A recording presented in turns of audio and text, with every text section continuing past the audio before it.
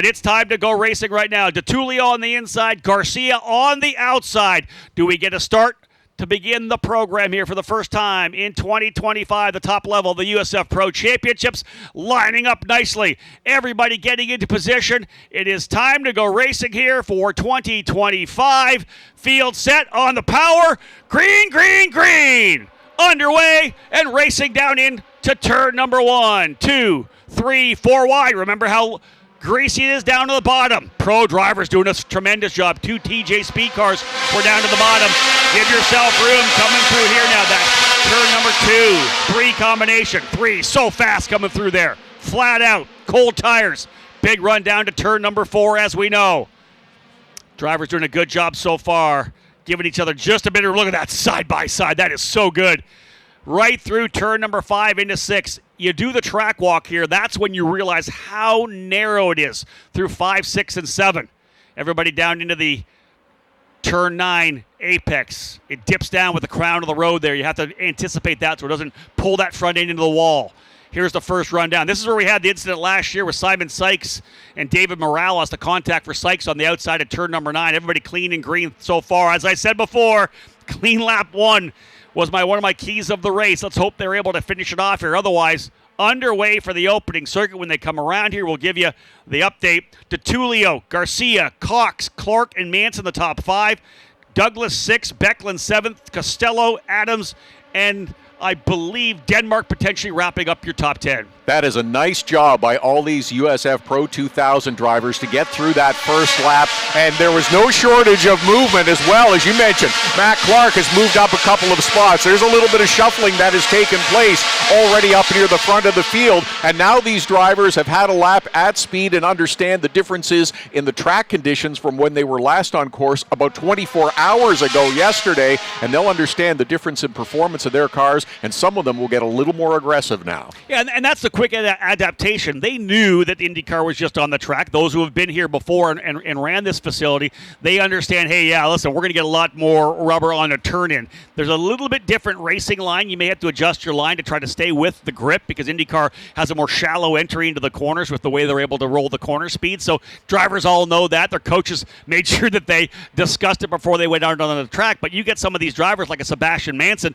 who has never been here. How about that one up over the curbing? That is a tough place to try to get through there. Normally you don't touch the curb at 11 and 12. That was one of the TJ speed cars. I believe we may have a car coming to the inside here. We've got some kind of contact on track. A number of drivers slowing up further back. So some contact, we believe, coming out of the corner.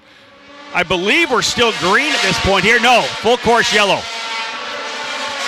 Yeah, a couple of drivers, I think, getting together, potentially coming out of turn number 14. That was tough to see.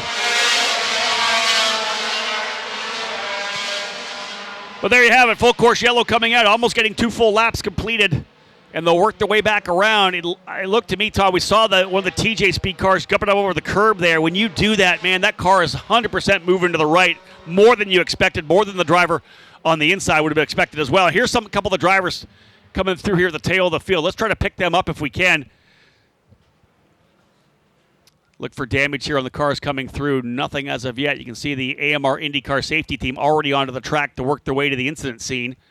There you have it. One driver hard into the barriers on the outside, it appears. That was hard to see from our camera angle, but someone is up on top of the tires, I think. They've made contact just at the end of the tires. Looks to be one of the Turn 3 Motorsports cars. Again, we'll wait to see when they come back around and get through the timing line, but AMR and the safety crew there very quickly. Full course yellow here after 2 racing laps. Excellent start, as we said, for the first circuit. Gave each other tons of room, but all of a sudden it got a little aggressive. It's funny how that happens. All right, we've made it through. We got one clean lap, and everything has started to settle in. Drivers have a feel for their cars and understand where they might be a little bit better and where it might be a little bit of a struggle now. So now we're starting to see some of the cars come through and get a handle on who's involved in this incident. Looks like Titus Sherlock and Frankie Mossman, we believe the drivers involved in there. Mossman does able to come through, so he may have been involved with that, but Mossman was further back. We'll see whether or not there's damage to his car and if he potentially heads to pit lane here. Mossman's behind the crew. You see the remainder of the crew coming in. Mossman's going to tuck to the inside. Does he head to pit lane for some potential? Yeah, look at the rear of the car. He doesn't not have a wing, so he's lost the rear wing. Titus Sherlock potentially getting into the back of him and over top. So DeTulio, Garcia, Cox, Clark, top 4. Sebastian Manson, 5th. Jacob Douglas, 6th. Ariel Elkin, 7th. Costello, 8th.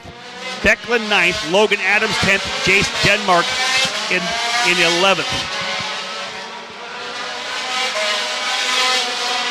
So, and indeed, trying to figure out where all that happened. Mossman was running 14th spot. Tyke Durst was 17th at the start. So you wonder whether or not coming through, overcooking potentially into the corner. That's almost kind of around the corner a little bit as we were able to see that. So, indeed, no replay on that one. Sorry, folks. But, indeed, that's with those two drivers going out and Mossman losing the rear wing, we can extrapolate that contact to the back, a driver potentially going up, and especially with Sherlock being as high as he's on the tires. Absolutely, and it looked like there were a couple of drivers that were sort of working their way through almost side by side at first through corners 13 and 14, and understandable how you may have a coming together trying to get around that going on the outside.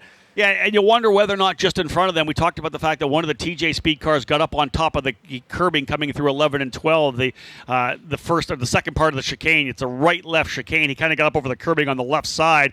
And anytime you do that at speed, because you're full throttle through there, it's going to shoot the car a bit to the right. You wonder whether or not everybody kind of checked up behind, and Sherlock coming through at full pin potentially, didn't get on the brakes enough and went up over top of Mossman. Tough one for Frankie Mossman, as I'd said, talking about the fact that Frankie started back there in 14th spot, a qualifying effort he would like to have had a lot more from. He wanted to be up in the top 10. He knows he has a car that could potentially win this championship this year, so not a great way to start. And we saw that, Todd, yesterday with a couple of drivers. We had some incidents, a wreck early, a couple of drivers getting it at the start. We had a couple of separate wrecks over in turn number 4 as well, and just not the way you want to start a season with the DNF. No, absolutely. It's not, you think about the championship, but it's not focused on the championship of the first round of the season here on the streets of St. Petersburg. But we have seen in years past that if a driver has a bad race or a challenging weekend to open the season, you're playing catch-up right from the start, and that makes your job so much more difficult when your objective is to grow and to learn and improve throughout the season. If you're also having this, I have to catch up and make up a few spots and get some extra points each weekend, it makes your job that much more difficult. Yeah, and I think it's a mindset thing. And again, we talk so much about these young drivers that it's a lot of it. A lot of it is about the confidence and the momentum you want to have as a young driver, the confidence moving forward. And, man, when you have that first issue, especially in USF 2000, man, if you start to break that confidence, it hurts so much because you want that driver to be aggressive. You want that driver to have a lot of confidence moving forward, and it's just going to take the air out of the sails a little bit. It's amazing how long it takes to gain that confidence and the momentum, but it goes away so quickly if you have a problem. It's just, oh no, now I immediately have to start focusing and building myself back up again. But looks like everyone is starting to pick up the pace just a little bit, generate a little bit of heat into those tires to get ready to go back to hopefully some green flag racing. And I expect the battles will resume almost right off the top. The pace car lights are still on as they circulate around the back part of the course right now. So we'll hopefully get this cleared out of the way. But Alessandro DeTulio remains out in front. Max Garcia, Elliot Cox, Matt Clark, and Sebastian Manson rounding out the top 5. Had a chance to visit with Max Garcia earlier in the week, and it was he and Max Taylor, the double Max or Max to the Max. We weren't sure exactly how to refer to them, but a couple of very good, talented racers, both pursuing USF Pro 2000 this weekend. I'm trying to have a quick look at the replay here on YouTube. Shout out to all the people that are in the chat right now on YouTube. I know there's a lot of them in there. They're talking back and forth with each other. They've been able to rewind the YouTube, obviously, and go back and have a look. I'm going to watch it right now here as well as we are waiting for this field to get back started. Sounds like it was a pretty significant flip for Titus Sherlock as well. I'll try to have a quick look at it when I can here. But Todd, again, we'll see how it checked up coming into that corner after the drivers kind of got together, as we said, over through 11 and 12. Drivers continue to circulate. They'll want to move around a little bit, try to get some heat back into these tires before we resume green flag racing once again. Alessandro DeTulio in Turn 3 Motorsport will lead the field back to green. Is trying to look and see, but it looks like we've had most of the safety vehicles clear away through that final corner area where the cleanup was continuing.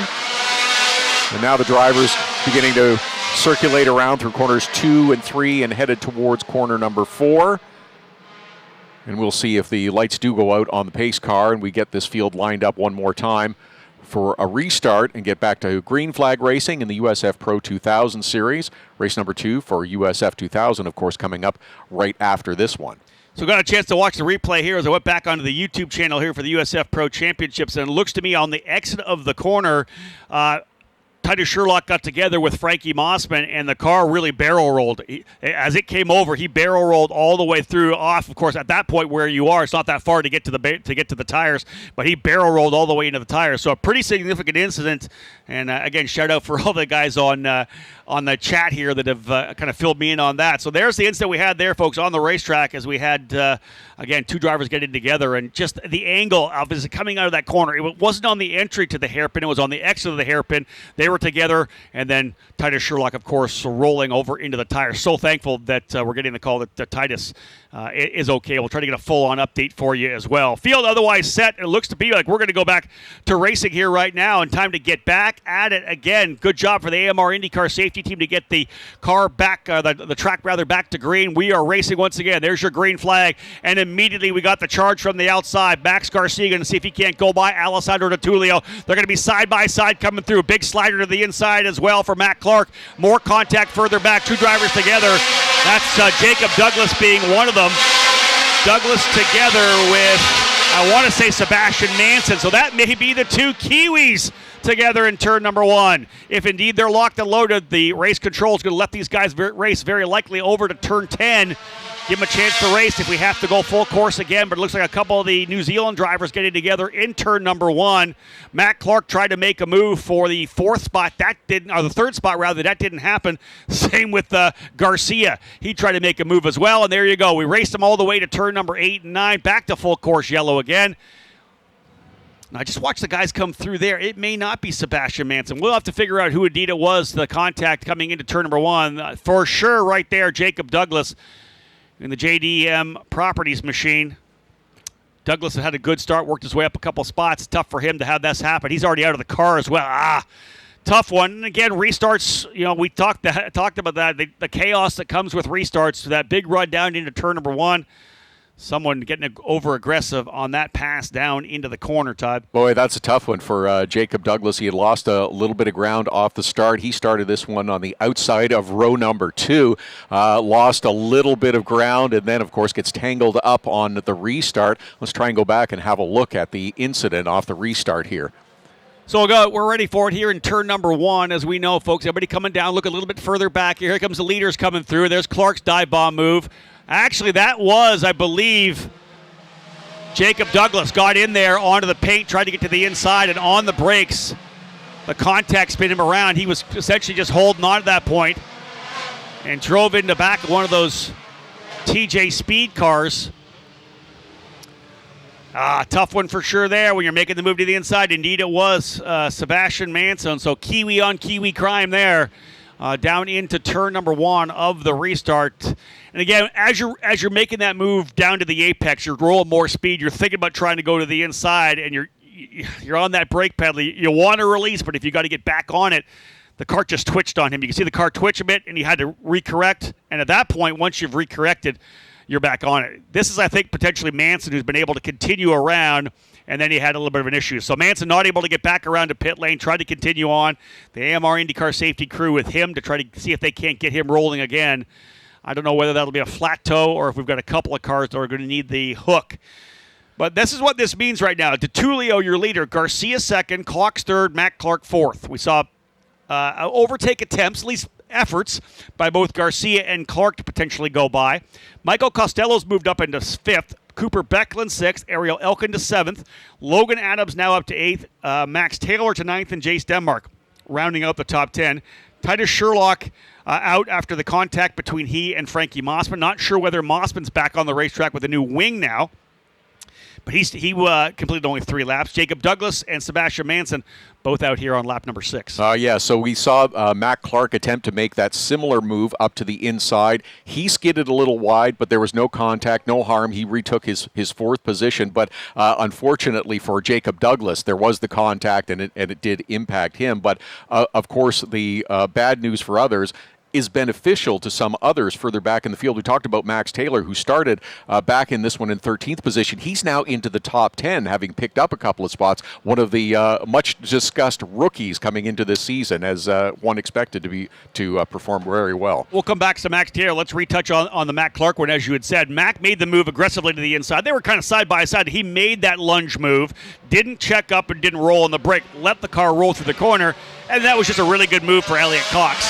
I see you coming, over, under, I'll get back through and get the spot done. That's the key there. If someone's going to make that big move on the inside of you, unless you think you roll around the outside, your best bet is to check up a little bit and then do the over-under. So Elliot Cox coming out nicely with that one there. He ends up going and holding on to 3rd. So DeTulio, Garcia, Cox, and Clark, your top 4. Costello moves now up to 5th. Becklin 6th. Elkin, Adams, and then as you said, Max Taylor gaining a little bit from that too. And listen, over the opening couple of laps, normally it's that 8 to 14, 15 where you see some of the chaos. The drivers back there have been wise. They've stayed out of it, and they've benefited with a couple of spots. That's 2 drivers really out of the top 6, top 7 that end up finding themselves to the tail of the field with DNFs. 4 drivers out already: Manson, Douglas, Mossman, and Sherlock. That leaves 18 drivers still on the track right now. There's Charles Finelli there in the Fat Boy Racing number 83, having to start from pit lane. He'll be able to get to the tail of the field now here. A start for DeTulio and a restart for DeTulio. This is one of these things where you're drinking from the fire hose here at St. Petersburg, right? He ran 6 races, 3 weekends last year, as I had said, 6 races. But for him here, this particular weekend, man, it's starting from the front at a track he's never been on before. And listen, there is not a turn 1 anywhere on the circuit that's as wide as this, that it then funnels down into as narrow as you do through turn number 2 and 3. Back at it once again. We'll see that green flag flying at start finish, and here we go. Oh man, right there, Garcia on the gearbox. Look at them snake down the straightaway. Garcia pops to the outside. Does he get a good enough run? Not quite there. He'll try to run the outside. DeTulio's going to deep him into the corner. Not quite enough. Clark, I believe, able to get by Cox on that one, though. Are they smart coming through? Yeah, I believe that Matt Clark able to get by Elliot Cox on that restart. Best bet to settle in right now to see if he can't pull away. Clark will defend a little bit coming down into the corner. Everybody else diving for spots. Drivers doing a good job giving each other room. This is a place we saw a lot of issues, Todd, yesterday, turn 4. I'm happy to see the drivers give each other room coming through there. Very much so. It can be problematic getting through there, having that hard right-hander, especially if you're having to defend your position from a challenge from behind. But everyone now, as we're just still approaching lap number 10, there's still a lot of racing left to go in this USF Pro 2000 series, and everyone should now realize that, okay, I've made it through the first couple of incidents.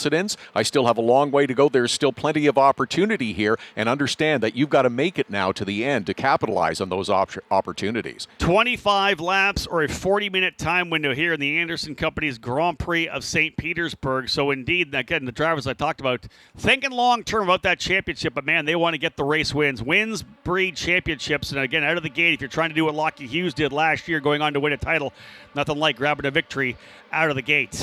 So drivers settling in now, maybe more for the mid part of this race as we're starting to put some laps down here. 10 laps down with 25 laps the distance, as I had said.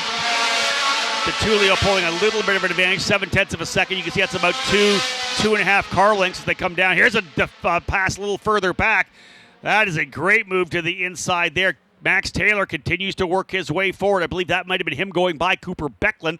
So Max Taylor up on the wheel trying to push his way forward. That's a nice job by Max Taylor, who's been able to avoid the issues in the first 10 laps or so of this race, and now has obviously himself a pretty good car and decides that I'm going to make passes on my own. That was a very nice move. Again, settle in. You got to feel for the car. Everybody's got those tires up to the operating temperature right now, so you can go to work here. So indeed, watching this battle happen up front in more fights throughout the field, as we know. Not surprising, we've got a lot of racing going on for us. There's DeTulio, Garcia, and in fact, Matt Clark up on the wheel as well. He's reeling in Garcia to potentially work his way and have a battle for second here. Working lap number 12 now, I believe. Actually, 12 in the books. Working lap number 13 now.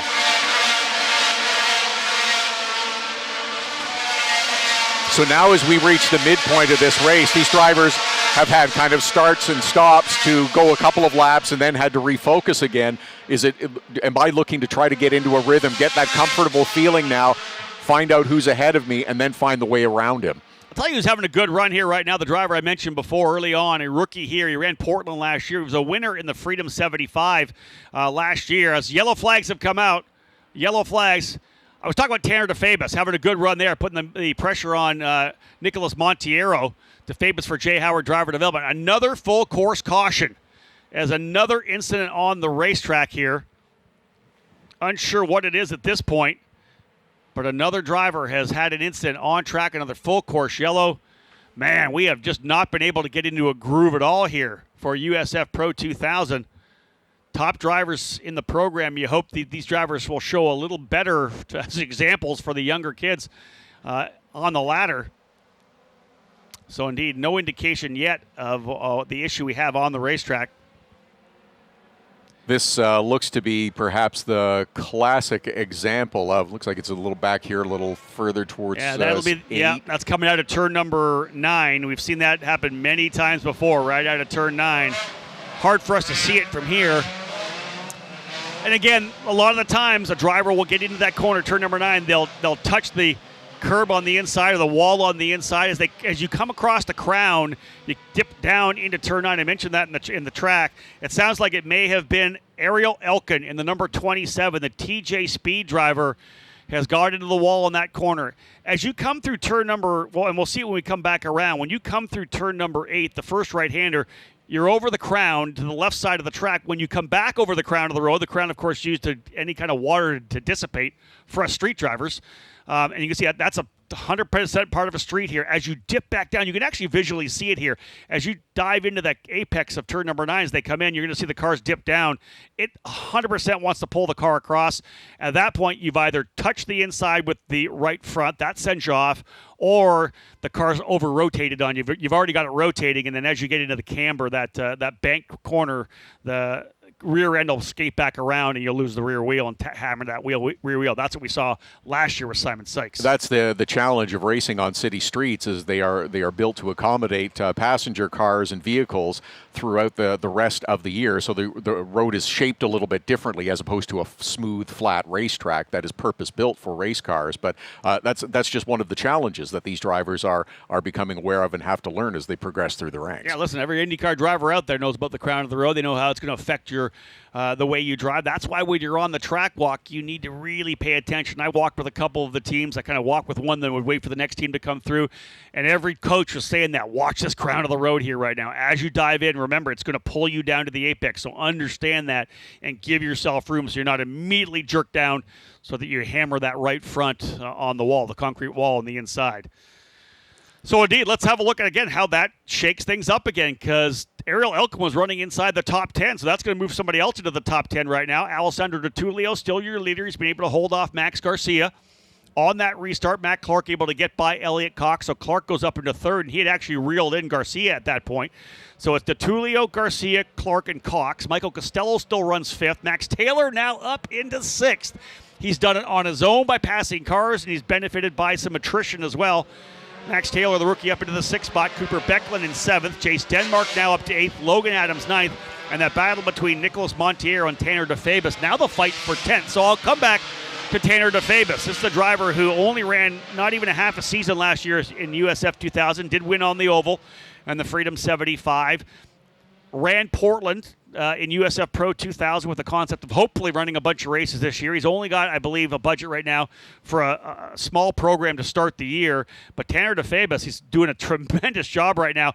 Up into 11th, he's got Ten Javelu behind him, Garcia Arce, Durst, Brienza, all behind him right now. So Tanner DeFabis for Jay Howard Driver Development doing a great job. His teammate Frankie Mossman already out of the race. For a driver that is looking to secure additional sponsorship to fill out the program and complete the full year in the USF Pro 2000 Championships. Having this kind of run gets the attention. This is the kind of success that you need. There they are there. That's the D-Force car of Monteiro. There's DeFabis. There's Tangevelu. Right behind them as well, Garcia Arce, Durst. The rest of the field coming through. Brienza, Etter, Finelli.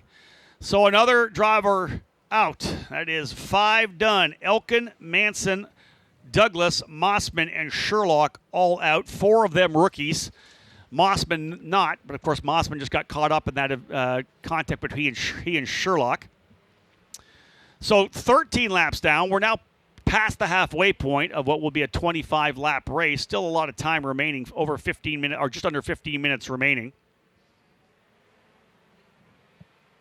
So once again, drivers will gather themselves and start to get some heat back into those tires after a couple of laps under caution as you see them weaving back and forth coming down the main straightaway towards the start-finish line.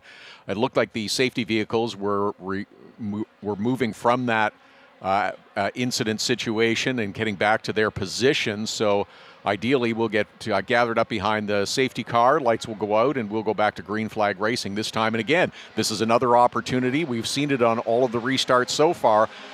Drivers looking to the inside, looking at an opportunity to make up a position or two. It can be a great opportunity to capitalize when the field gets bunched up.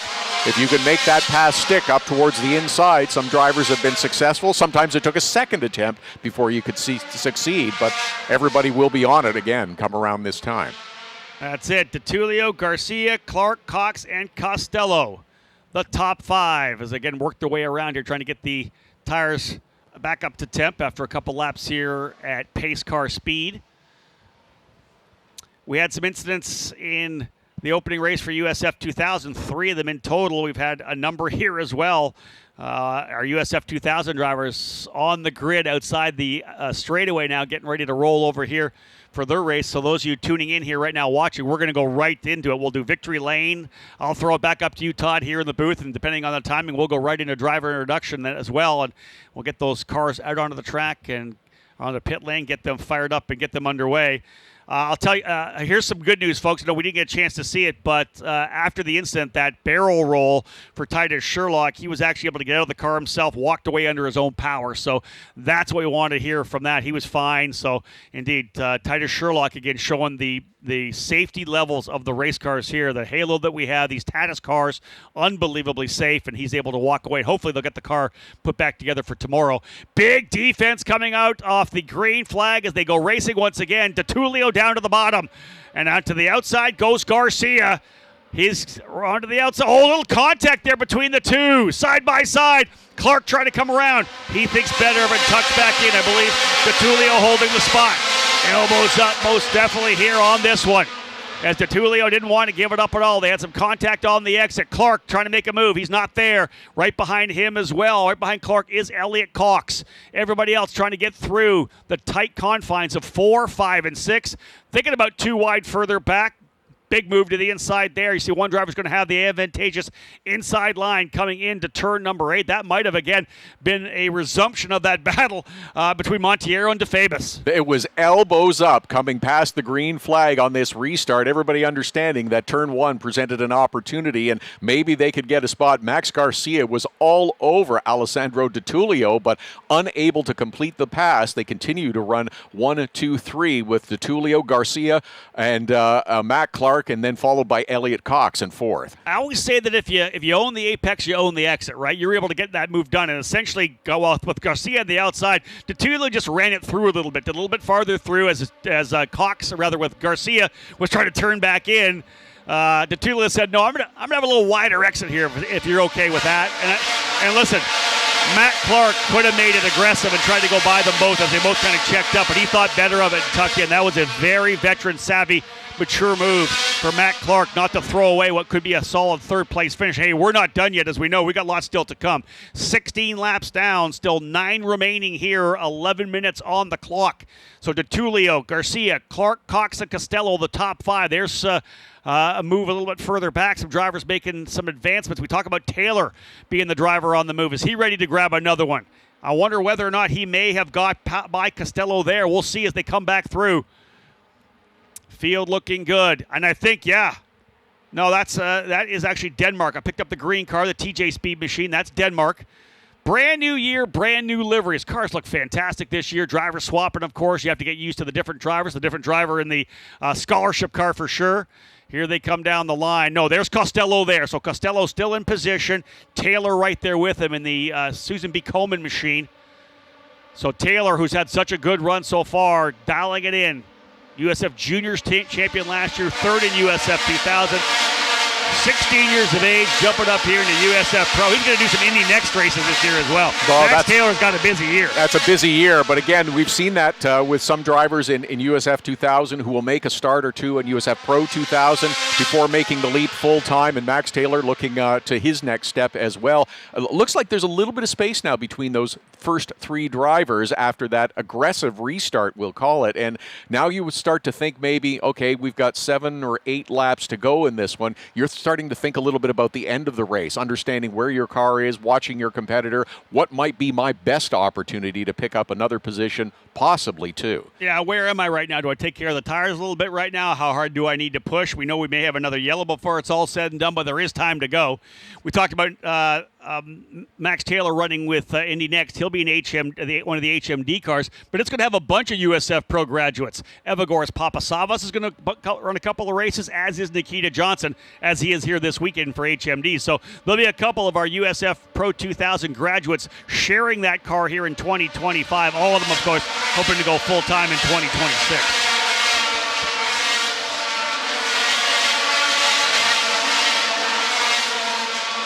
Continues to be Alessandro Di Tullio out front by about 0.8 of a second ahead of Max Garcia. Matt Clark running third, again, about another a little bit further behind. Elliot Cox, Michael Costello rounding out the top 5. 3 rookies in the top 5. And we picked up that battle between Monteiro and DeFabis again, as DeFabis putting a lot of pressure. Monteiro actually ran a little bit of a defensive line down to 4, covered off the bottom of the racetrack. But DeFabis, remember what I said earlier in my keys to the race? I said maintain pressure. It's so tough to get a pass done, as Tangevelu looks to the inside of DeFabis as well. That's what you have to do. Fill the mirrors. Keep the pressure up. You want them to get down into turn 1 and maybe miss the braking zone a little bit. Push a little bit wide where you can over-under. You have to make them make a mistake. Maybe overcook it into the hairpin. Go a little wide, have a lot of understeering. You can get underneath them or make that run down into turn number 1. Anything you can do to get a better run to potentially make that pass. If you can't get it done straight up, you got to keep the pressure up, and that's what DeFabis is doing right now on Monteiro. That's why drivers, as you mentioned, will move from side to side. I'm on the left, I'm on the right of the driver ahead of them. If the driver is paying more attention to someone behind them who is pressuring them, they are more likely to make a mistake, go a little too deep, miss a braking zone, leave an opening for an opportunity to capitalize. 3rd, 4th, 5th, and 6th all lined up. Clark, Cox, Costello, and Taylor are all on top of each other as well. Drivers testing their fitness here a little bit. We didn't have a full run green to checker. Hopefully we'll get one of those a little bit later on. But indeed, Di Tullio still with the lead here. Di Tullio, Garcia, Clark, Cox, and Costello. Again, the top drivers here.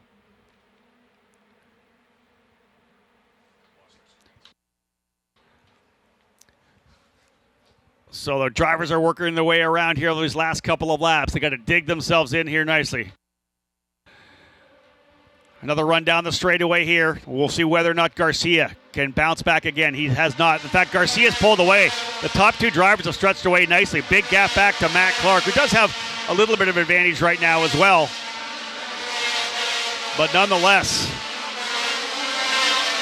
there's the battle there. That is 3rd, 4th, 5th, and 6th coming across the line.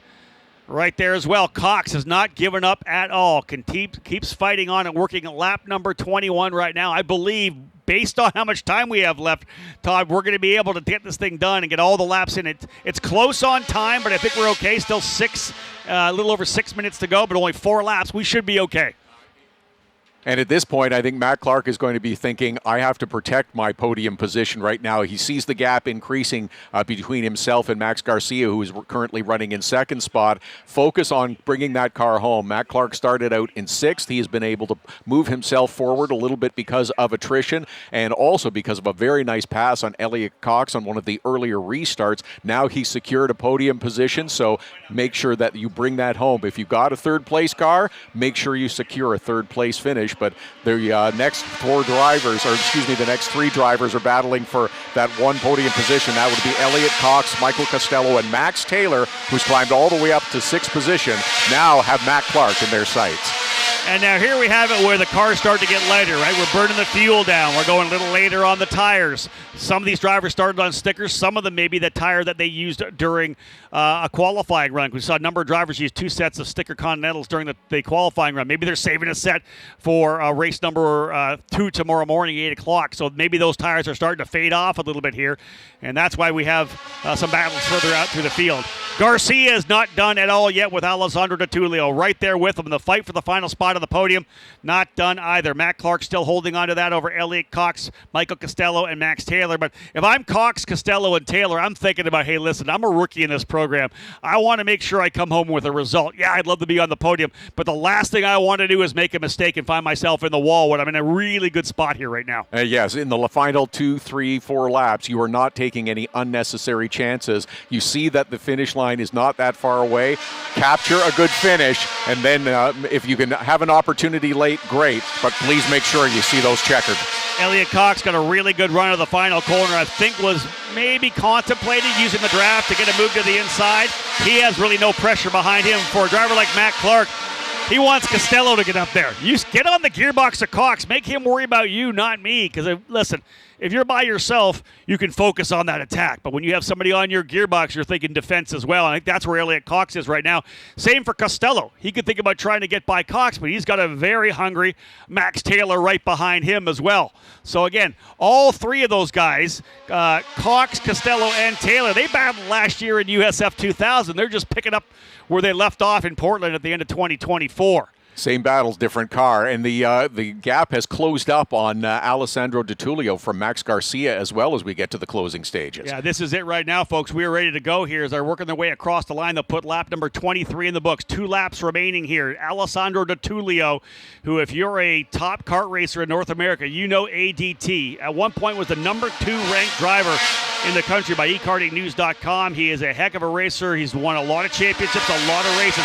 Again, one of the top single-speed karters in the country. He is now totally focused on his racing career. He does a lot of coaching still with Inter MS, one of the teams in karting. He'll work with a lot of young karters in Orlando and Miami area.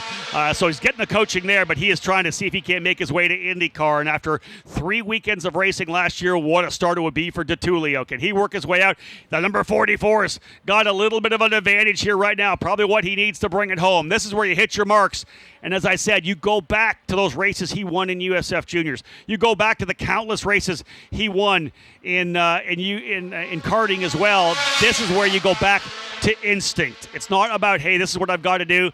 I know how to win races. White flag will fly this time by Todd. 1 to go. 1 lap to go, and Alessandro Di Tullio has enough of a gap between himself and Max Garcia, the rookie, the scholarship winner, that he can focus on the corner ahead of him. No real pressure from behind as they go through corner number 1 and on the final lap.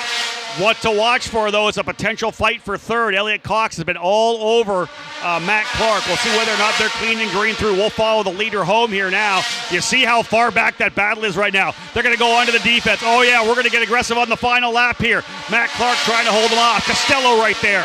Big battle for the final step on the podium. Elliot Cox pushing hard on Matt Clark. This is where you don't want to throw one away. Clark trying to come home in third. Di Tullio out front. Garcia, look how tight it is. Third, fourth, fifth, and sixth. Oh, I think one driver potentially in the wall. That might have been Cox. A driver has gone off in the wall coming through turn number 9. This thing may end early. One of the drivers is off, and I think it may have been Elliot Cox. He may have gone off the racetrack in turn number 9, pushing. Here they come through 11 and 12. Let's cap this off, folks. Out of the corner, and for the first time in his career, he'll call himself a USF Pro Championships race winner. The victor in race number 1 for USF Pro 2000, ADT. Alessandro Di Tullio wins in St. Petersburg. What a victory for Di Tullio. Garcia coming home second. Matt Clark is going to be third. Costello fourth. Taylor fifth. And Elliott Cox. What did I just say? Don't throw it away on the final lap. All we saw from the far shot was the driver shoot straight past, miss the apex of 9, parks it in the wall on the outside of the corner, and that is not going to be a soft contact at all. Di Tullio's going to see it as he rolls through here on the cool-down lap. There is Di Tullio. There is Garcia. Matt Clark coming home in third. Costello fourth. And how about Taylor? Max Taylor started back in 13th. Call it a top 5 finish. Wow. Big run for Max Taylor. We're likely going to get a shot of this as the drivers work their way through 8 and 9. We may not see it from our 9 camera. There are your unofficial results. Di Tullio with the race win. Garcia in second. Matt Clark third. Costello fourth. Taylor fifth. Becklin sixth. Monteiro, Denmark, Adams, and Tanner DeFabus able to get by the battle with he and Nick Monteiro. DeFabus to the top 10. Well-deserved run for Tanner. Very impressive in only his second weekend in USF Pro 2000.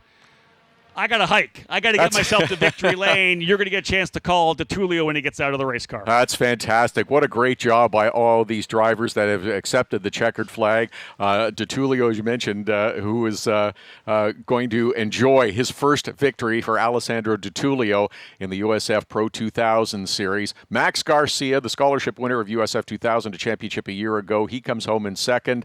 And then Matt Clark, who picked up spots on a restart and because of a little bit of attrition will round out the podium. But Costello, Max Taylor, as mentioned, started 13th, comes up with a top 5 finish. And Tanner DeFabus, the rookie, finishes in 10th position, starting back in 20th position. A great game, but this was what we talked about for the USF 2000 series and USF Pro 2000 series. Get to the finish. It is the first race weekend of a very long season. There is excitement. There is an eagerness that drivers are experiencing, but make sure you get to the finish. It was Elliott Cox who was giving Matt Clark all the pressure he could handle on that final lap, and there we go. Coming out of the car is the number 44, Alessandro Di Tullio, who is celebrating victory with his team down on pit lane. First win of the season, first race of the year in the USF Pro 2000 series, and there is one very happy driver who is understandably going to celebrate and savor this one.